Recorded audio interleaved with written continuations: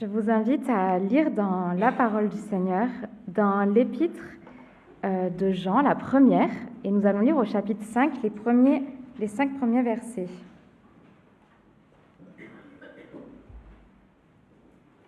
Bon. «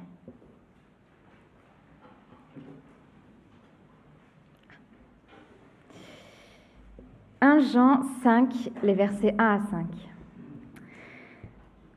Tous ceux qui croient que Jésus est le Christ sont enfants de Dieu. Et ceux qui aiment le Père, lui qui fait naître, aiment aussi celui qui est né de Dieu. Voici à quoi nous reconnaissons que nous aimons les enfants de Dieu. C'est si nous aimons Dieu et si nous mettons ses commandements en pratique. En effet, aimer Dieu, c'est obéir à ses commandements. Et ces commandements ne sont pas pénibles, car tout enfant de Dieu est vainqueur du monde. Et le moyen de remporter la victoire sur le monde, c'est notre foi. Qui donc est vainqueur du monde? C'est seulement celui qui croit que Jésus est le Fils de Dieu.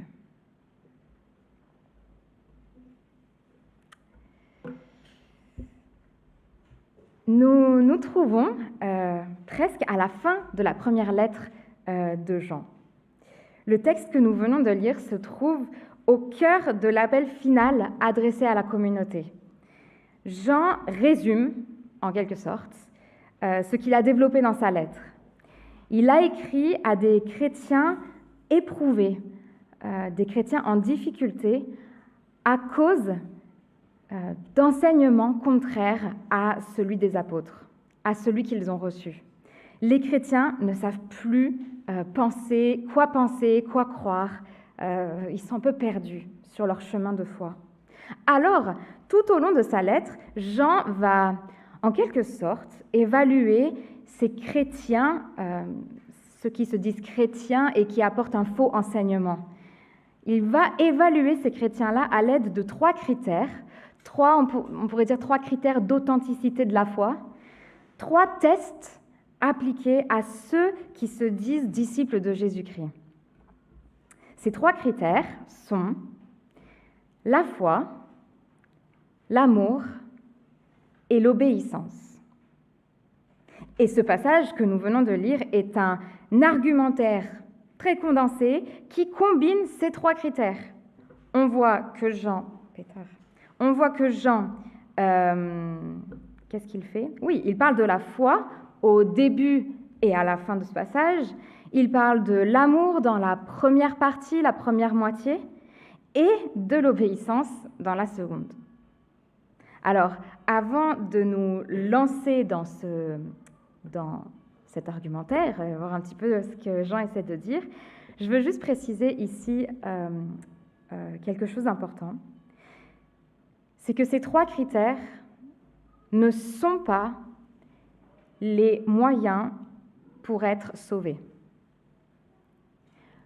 On l'a entendu dans la première partie, dans les textes que Mireille a lus, le salut est une grâce.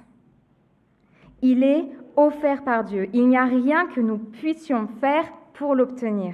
Ces critères ne sont pas les marches d'une échelle qui pourraient nous conduire à Dieu, vous voyez?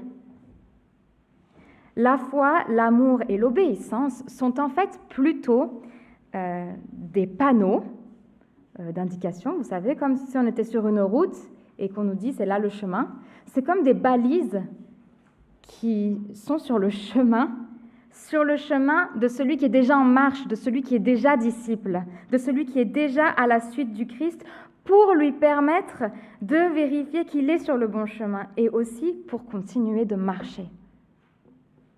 Ces critères d'authenticité de la foi sont des balises sur le chemin du disciple. D'ailleurs, le premier verset nous le dit bien. Tous ceux qui croient sont enfants de Dieu. En fait, ils sont littéralement nés de Dieu. Croire que Jésus est le Seigneur, c'est déjà le résultat d'une œuvre d'en haut. C'est une nouvelle naissance. Car, comme on peut le lire dans 1 Corinthiens 12, personne ne peut déclarer « Jésus est le Seigneur » s'il n'est pas lui-même inspiré par le Saint-Esprit. Il n'y a que le Saint-Esprit qui peut nous pousser à faire une telle déclaration. C'est une œuvre d'en haut. L'expression « enfant de Dieu » est très forte. Littéralement, on trouve « engendré de Dieu » ou « né de Dieu ». Et Jean l'utilise vraiment souvent. D'ailleurs, ça peut nous faire penser à l'épisode dans l'Évangile de Jean, vous savez, cette conversation entre Nicodème et Jésus, cette question de naître d'en haut, naître de nouveau, comment on fait pour naître une deuxième fois, est-ce qu'il faut que je retourne dans le ventre de ma mère pour naître? Non, il y a quelque chose qui dépasse ce que nous, on peut faire. C'est une naissance qui vient d'en haut, c'est Dieu qui l'a fait. Il y a quelque chose dans cette nouvelle naissance qui relève de l'essence, vous voyez? Naître de Dieu implique un changement d'état, un changement de statut, un changement d'identité. Nous ne sommes plus ennemis de Dieu, nous sommes enfants de Dieu. Paul dirait, nous ne sommes plus condamnés, nous sommes justifiés. Jean dit ce même changement de statut sous un autre angle. En reconnaissant que Jésus de Nazareth est le Fils de Dieu, Dieu nous fait naître de lui-même, il fait de nous ses enfants. Ainsi, comme le disait déjà Tertullien, on ne naît pas chrétien, on le devient. Personne ne peut dire « mes parents ont fait de moi un enfant de Dieu », parce qu'il n'y a que Dieu qui peut faire ça. Personne ne peut dire non plus « parce que je suis tombé dans une famille non chrétienne, je ne peux pas devenir chrétien ». Il n'y a que Dieu qui peut faire de nous ses enfants. Être enfant de Dieu, c'est une expression forte. Ça dit une relation particulière qu'on a avec Dieu. Être enfant de Dieu, c'est avoir une relation personnelle avec lui. C'est avoir Dieu, le Dieu de l'univers, celui qui a tout créé, celui qui est infini, celui qui sait tout, qui peut tout, avoir ce Dieu-là comme Père. C'est cette intimité qu'il y a dans cette relation, comme Père. Nous sommes tous appelés à avoir une relation personnelle avec Dieu. Est-ce que vous saviez que je ne suis pas la seule enfant de Dieu? Je vais peut-être vous choquer, mais moi, je ne le savais pas. Enfin, je le savais avec ma tête, vous savez, on vient à l'église, on voit les gens, on me le disait, voilà, on est tous enfants de Dieu. Mais je crois que je n'avais jamais réalisé ce que ça voulait dire jusqu'à ce que j'aille à Atlanta en 2017 pour une conférence pour des chrétiens, des étudiants chrétiens du monde entier. En fait, c'était mon rêve d'aller à cette conférence parce qu'il y avait toujours des super groupes de louanges et des orateurs vraiment à chaque fois incroyables. Et je voulais y aller parce que j'avais envie de bouger dans ma foi, j'avais envie de me rapprocher de Dieu. Vous voyez, cette relation personnelle, j'avais envie de vivre plus, j'avais envie de plus de Dieu dans ma vie. Alors une fois là-bas, on s'est retrouvés dans un stade immense. Je vous ai trouvé une photo. Je n'ai jamais été avec autant de personnes dans le même endroit dans ma vie. Enfin, vous voyez, c'est presque... Voilà. Parce qu'on était en fait plus de 50 000 étudiants rassemblés autour d'une scène, je ne sais pas si vous le voyez bien, une scène en forme de croix. Ça, c'est la scène, ça. C'est là-dessus que les prédicateurs, ils prêchaient, quoi. Enfin, c'est fou, les Américains, franchement. Non, mais je dois dire vraiment, l'expérience était incroyable. Dans le symbole, dans tout, moi, je pétillais à l'intérieur. C'était l'excitation suprême. Et puis, la conférence a commencé. Et là, quelque chose de surprenant s'est produit. Il y a cet homme qui est venu, qui s'est mis à un piano, tout seul. Vous voyez, sur cette grande scène, là, il était tout seul au bout de la croix, sur un piano. Et il a commencé à nous faire chanter un hymne, un de mes hymnes préférés, presque a cappella. Ça a commencé comme ça, le truc, vous voyez. Et là, le fait de chanter ce chant, mon chant, avec 50 000 personnes, ça m'a profondément déstabilisée. C'est comme si je me prenais une petite claque, en fait.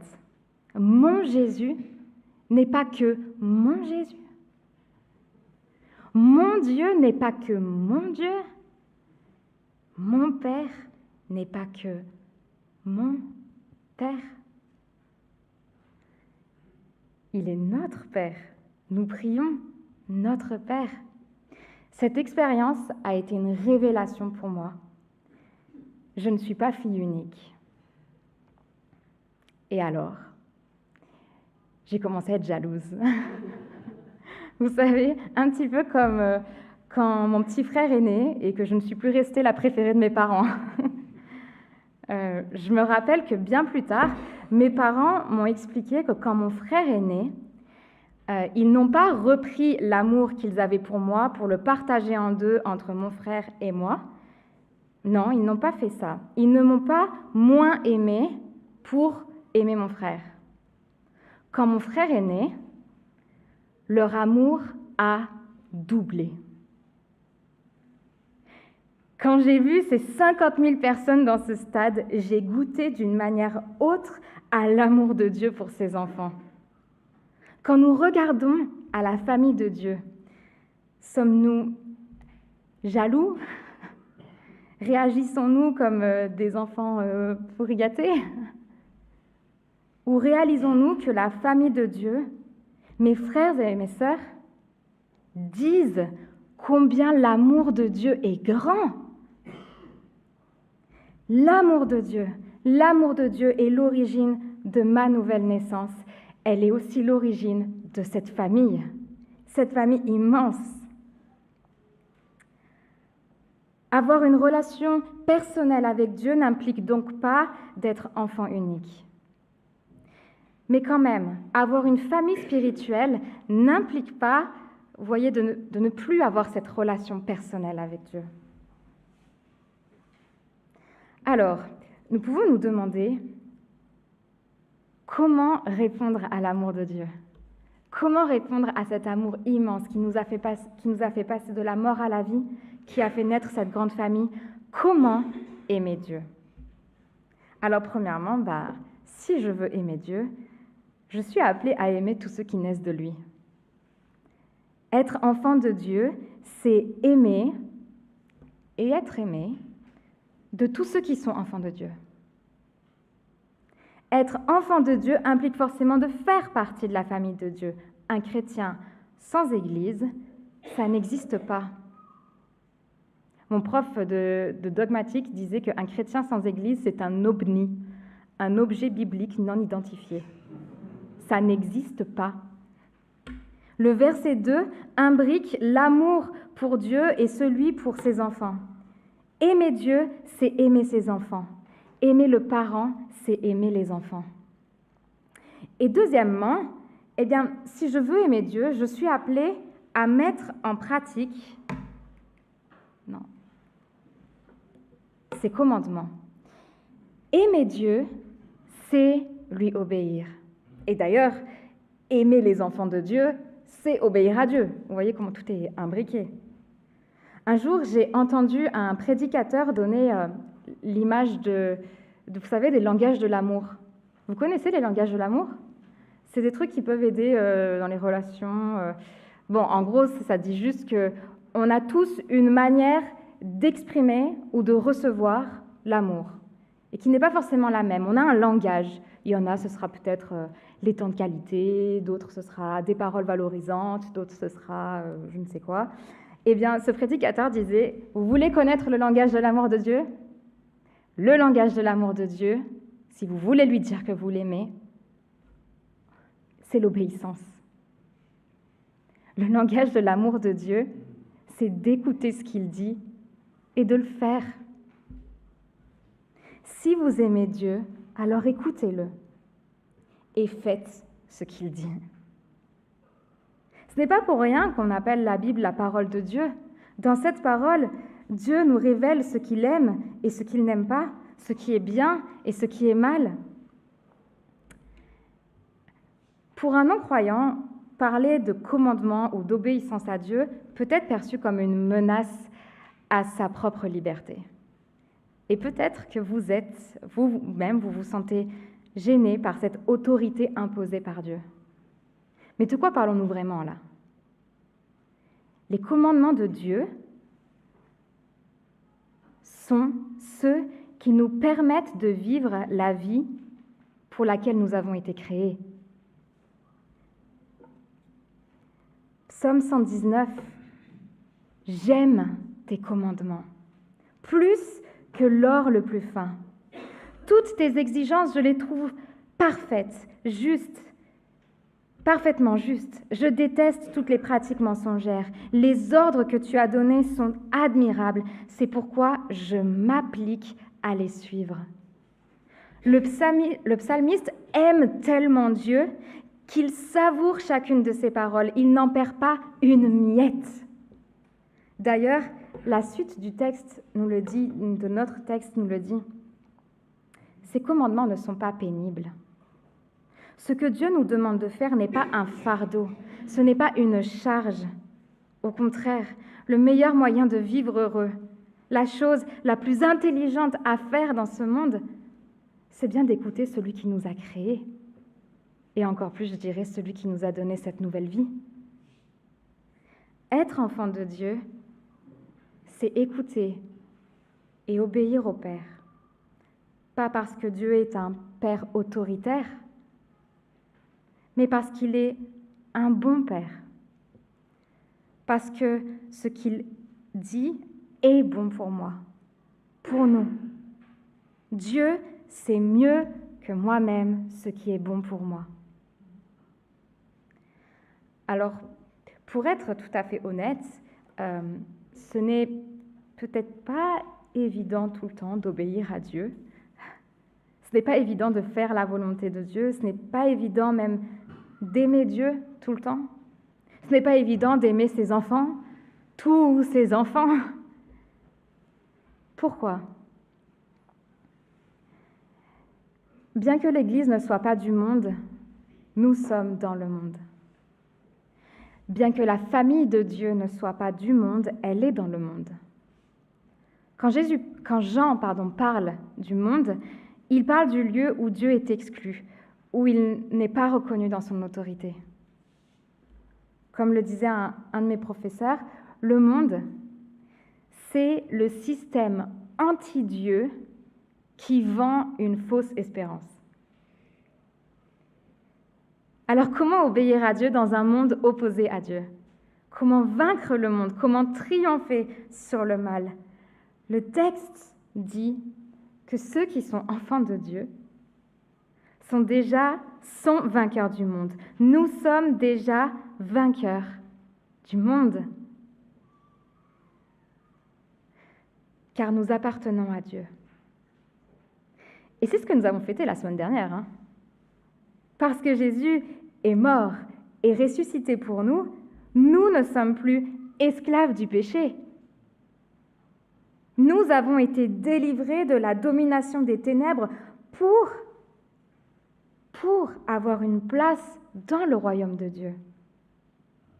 Et dans cette victoire, nous sommes appelés jour après jour à triompher du mal en vivant par la foi, c'est-à-dire en nous appuyant sur les vérités et les promesses de Dieu, en nous appuyant sur Jésus lui-même en fait, celui qui a connu la souffrance, l'angoisse et la mort. Celui qui n'a pourtant pas cessé de montrer son amour au Père en nous aimant, en lui obéissant, en étant allé jusqu'au bout pour nous. Ainsi, rien ne peut nous abattre. Et j'affirme cela avec foi. Nous pouvons trébucher, nous pouvons chuter, mais rien ne peut nous abattre. Parce que nous comptons, nous nous confions en celui qui a remporté la victoire. Jésus-Christ, le Fils de Dieu.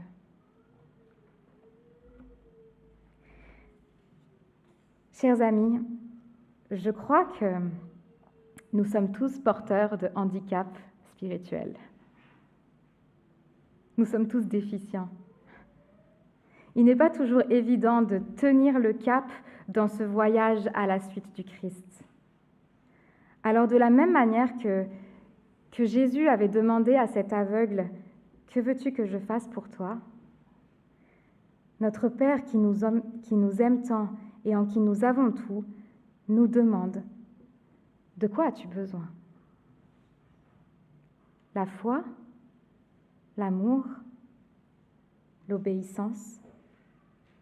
As-tu besoin que Dieu renouvelle en toi la foi en Jésus, le Christ, le ressuscité qui a vaincu la mort? As-tu besoin que Dieu te donne l'amour pour ses enfants et pour lui-même? As-tu besoin que Dieu t'aide à mettre en pratique ce qui est juste et ce qui est bon? Que veux-tu que je fasse pour toi? Je vous invite à prendre un temps de méditation. On sera accompagné par un peu de musique, du piano, et qu'on puisse chacun répondre à cette question. Que veux-tu que je fasse pour toi? De quoi as-tu besoin?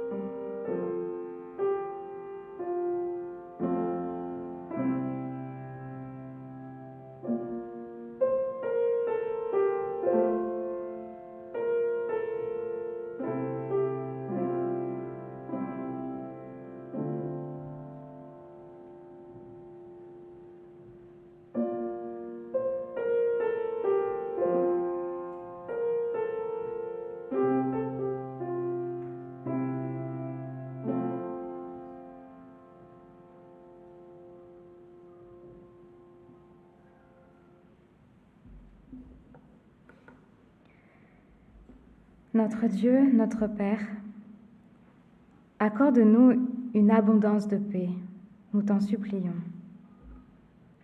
Puissions-nous vivre dans l'harmonie, profitant pleinement de notre réconciliation avec toi et avec l'ensemble de ta famille. Seigneur Jésus, accorde-nous toujours plus d'amour, à la fois d'amour divin et d'amour à donner à nos frères et sœurs. Avec cet amour, donne-nous aussi une foi croissante. Père, nous voulons vivre de ta grâce. Renouvelle chaque jour cette grâce souveraine dans notre vie. Fais de nous des bénéficiaires dignes de tes cadeaux divins. Que les gens autour de nous soient amenés à conclure en nous voyant vivre que nous aimons Jésus d'un amour inaltérable. En lui et pour lui. Amen.